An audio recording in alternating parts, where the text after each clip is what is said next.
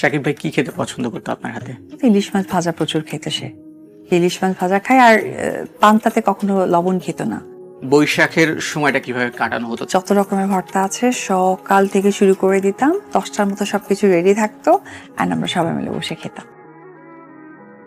বাঙালি সমাজের সবচেয়ে বড় উৎসবের দিন পহেলা বৈশাখ।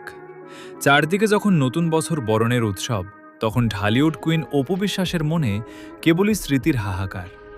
বৈশাখের এই বিশেষ দিনেও নিজের প্রিয় মানুষ শাকিব খানকে পাশে পাচ্ছেন না তিনি।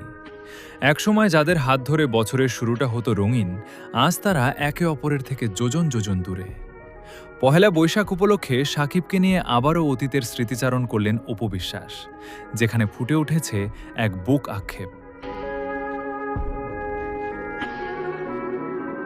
অপু বিশ্বাস ফিরে গেছেন সেই দিনগুলোতে যখন শাকিব তার জীবনের অবিচ্ছেদ্য অংশ ছিলেন।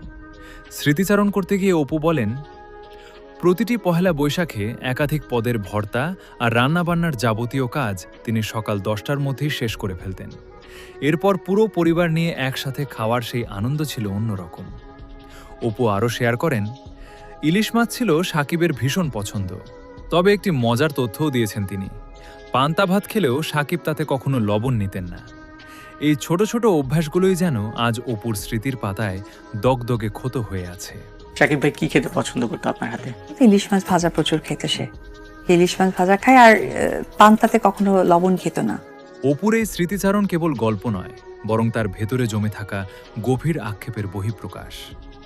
দীর্ঘ সময় ধরে নিজের ঘর বাঁচাতে এবং শাকিবকে ফিরে পেতে সবটুকু দিয়ে চেষ্টা করেছিলেন তিনি, কিন্তু বাস্তবতা বড় নির্মম। শত চেষ্টার পরেও আজ শাকিবকে নিজের করে পাননি অপু। এবারের পহেলা বৈশাখেও প্রিয় মানুষটিকে ছাড়াই তাকে উৎসব কাটাতে হচ্ছে। শাকিবকে পাশে না পাওয়া কি তবে অপুর জীবনের সবচেয়ে বড় ব্যর্থতা?